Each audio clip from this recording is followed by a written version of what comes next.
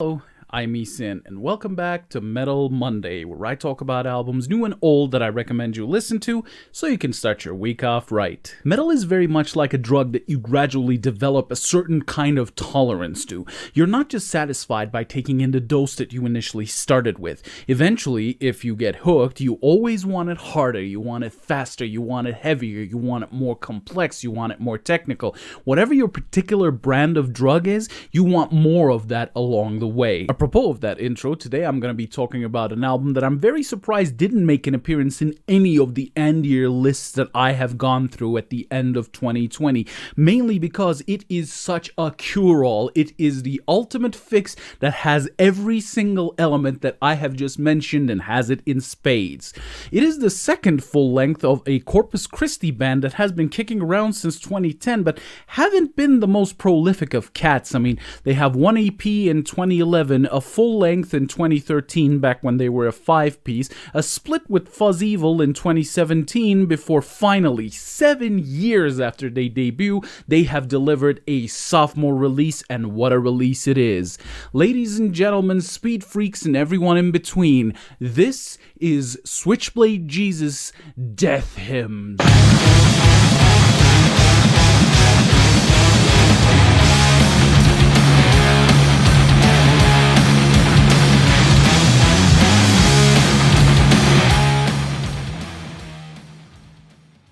Switchblade Jesus plays a variant of stoner rock that is far more than what that particular label simply implies. They incorporate the totality of groove and upbeat speeds demanded by the genre perfectly into their music, but what they do is they do not stop there. It is this highly potent and high-octane blend of stoner rock riffs played at the speeds and agility levels of thrash metal, married to bass that is so thick that it should really consider losing a couple pounds as it is bordering on the obese, despite the fact that it manages to groove sublimely, a drum kit that wasn't so much played as it was heavily assaulted, constantly providing lots of hard-hitting and heavily and wonderfully syncopated rhythms, married to vocals that weren't so much sung as they were shouted Conan style.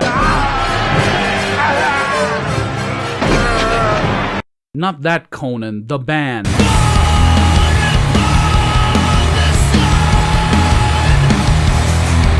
Yeah, that one. Let's get a little bit into the particulars of all of this to further illustrate what all this translates to. I mean, listening to Death Hymns is kind of like watching a newly cut and heavily condensed version of Mad Max Fury Road, where all the pesky plot development and drama scenes have been cut out. In fact, any scene that does not involve a car chase or an engine revving has been removed completely, leaving behind one really fast-paced, almost half-hour-long heart attack-inducing adrenaline ride. This has been made possible by injecting thrash stems directly into the stoner rock muscles that the band have built their primary sound out of, and the fact that, excluding the instrumental interlude Death Hymns, the most that the tempo ever drops in this album is specifically in the song Forgotten, where it hits the lower mids, and apart from that, it is always wonderfully high tempo. Of course, any moron with any kind of muscle in their arm or wrist can actually play pretty goddamn fast, and speed by itself does not mean anything if you don't have the one thing that stoner rock, stoner metal, and their parent genre, doom metal, absolutely worship at the altar of, and that is the riff. The riffs on Death Hymns seem to have been written both to create and to reflect the sense of expediency that propels the album forward. Every single song on this thing pretty much opens with a very distinctive, highly memorable, and extremely tasteful riff that is instantly going to get stuck in your head. Better still, the band does not just throw these opening riffs all willy-nilly just to get you invested in the song before turning it into something completely else. There is a place for that, but it is not this album. Not only that, but they also use the power of the riff to transition between the various influences that they have incorporated onto the stoner rock foundations of their music. Remember the thrash influence I talked about? Well, the song Red Plains is when it comes out full throttle. The song itself is comprised mainly of an unholy and 50-50 split between stoner rock and thrash, and proceeds with the subtlety, speed, and ferocity levels that you would expect from such a blend. Likewise, the songs Behind the Monolith and Behemoth seems to want to split the difference a little bit less evenly and lean closer to the stoner side of things, while still maintaining a very subtle thrash influence throughout. The titular track Death Hymns is Switchblade Jesus having what I call an Apostle of Solitude This Dust Bowl Earth kind of moment. I don't know, man. I mean, whenever I hear a psychedelically influenced instrumental interlude where the music takes a back seat and has been produced to sound like it was recorded with recording equipment in another room, it's far and wee, I always tend to go back to Apostle of Solitude's This Dust Bowl Earth, so that is my point of reference. Following up from that, the song Forgotten, for example, plays much more to the sludge side of things, bringing together a much slower, or at the very least in comparison to the rest of the track list, grooves and heavier sound. And there is also a peculiar moment in the last stretch of Behind the Monolith that brings something altogether new to the table. Despite starting out pretty fast with the more heavily stoner blend of thrash and stoner that I have just mentioned, Behind the Monolith at its last stretch suddenly starts teasing a doom sludgier kind of passage with a heavier set slower groove before it suddenly takes a sharp left turn into Death Doom Land. At the very least, they end up 2 streets over from full-on Death Doom Land with a filthy fucking doom groove that gradually, of course, evolves into just doom. So, I can almost hear you thinking, the album has variety, we get it, but how does Switchblade Jesus keep cohesion and prevent the album from going off into different directions and ending up a mess? On that note, we must examine 2 things. Firstly, the band's harmony. See, the harmony of the band with each other, the totality of their talent, and the amount of unity that they bring to the studio is apparent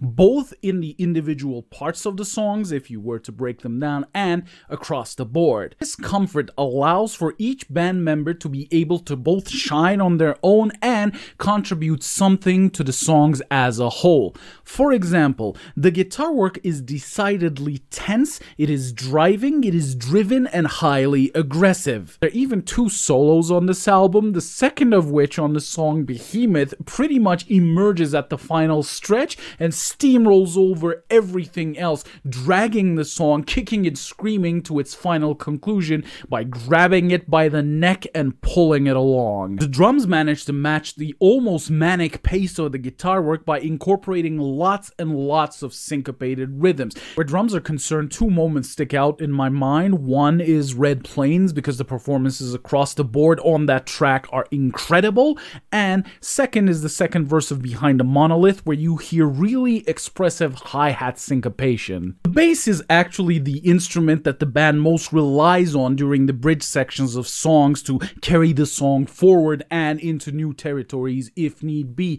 and as such, a lot is riding on the bass lines that Chris Black provides. But even without that particular dependence in play, the bass manages to provide enough heavy-set grooves to carry the songs forward as they are. I mean, the really subtle, really trippy groove that is at the heart of Death Hymns and the heavier set grooves that form the backbone of Forgotten are really something to behold. The vocals are yet another factor in this equation that manages to up the ante in terms of the aggressiveness that is at the heart of Death Hymns. Eric Calvert's gravelly, really pissed off roar-like shouts that at times remind me of Conan not that one, goddammit, provides the songs the push that they need in order to reach their full potential. Even that stint of weirdness in the song Forgotten, where not only multiple vocal tracks are used in tandem, something the band does often on this album, but the vocals have been pitch shifted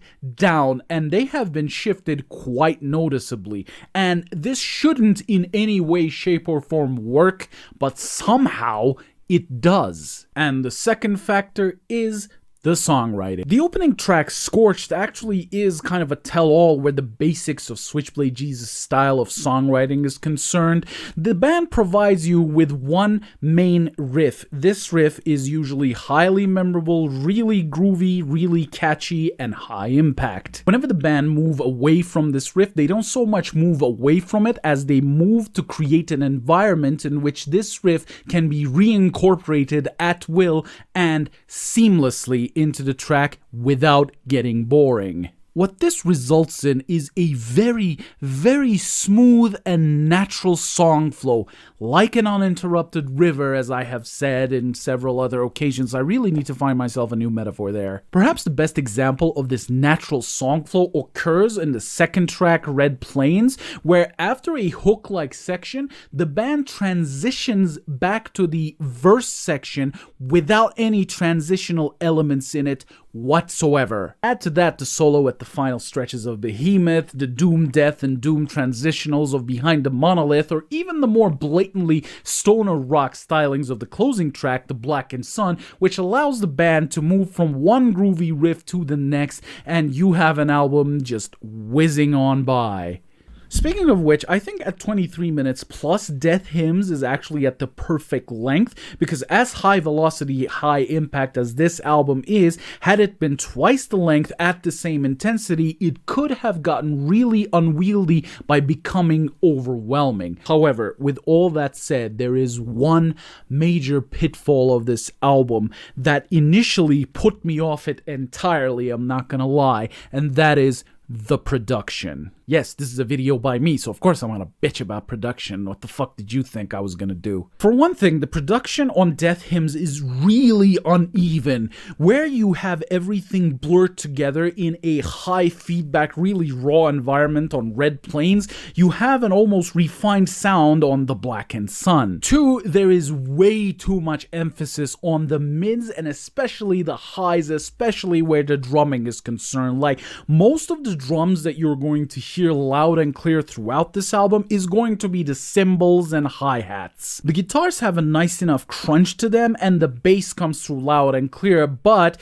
this comes at a cost, and the cost, unfortunately, is often the kicks and the snares. The utter inability of the drums to punch through the mix enough for you to hear the wonderful drum performance that is being given on this album, on account of it being buried under the sound, is really a negative. For three, Red Plains, arguably one of the most explosive and one of the best tracks in this album, is the one that suffers the most from this underbaked production. There are also moments where the vocals don't really sit right in the mix, especially in the closing track, The Blackened Sun, where they feel really flat against the rest of the instruments. For four, and no, I'm not done, there are instances on this album, like the song Forgotten, where the band actually provides you with atmospherics in the backdrop of the songs, but they are so in the background and so drowned out by the rest of the music that A, they're almost inaudible, and B, when they are audible, they fade in and out, disrupting the effect that I believe was intended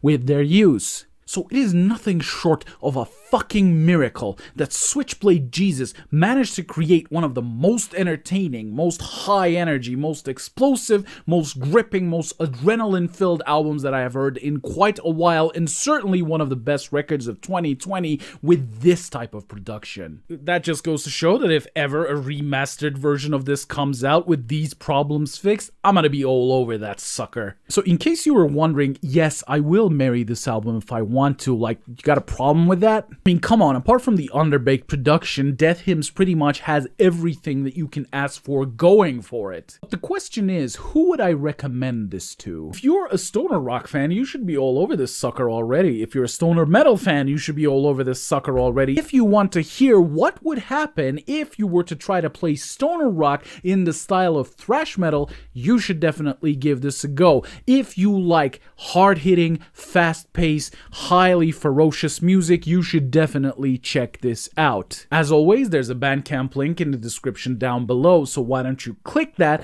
go listen to it, and tell me if my lifestyle choices are correct. If you have already listened to this album, why don't you come back here and tell me what you thought about it in the comments below. I double dog dare you! If you like my content, please like, comment, and subscribe, as it always helps. And as always, it's Eason. Peace out.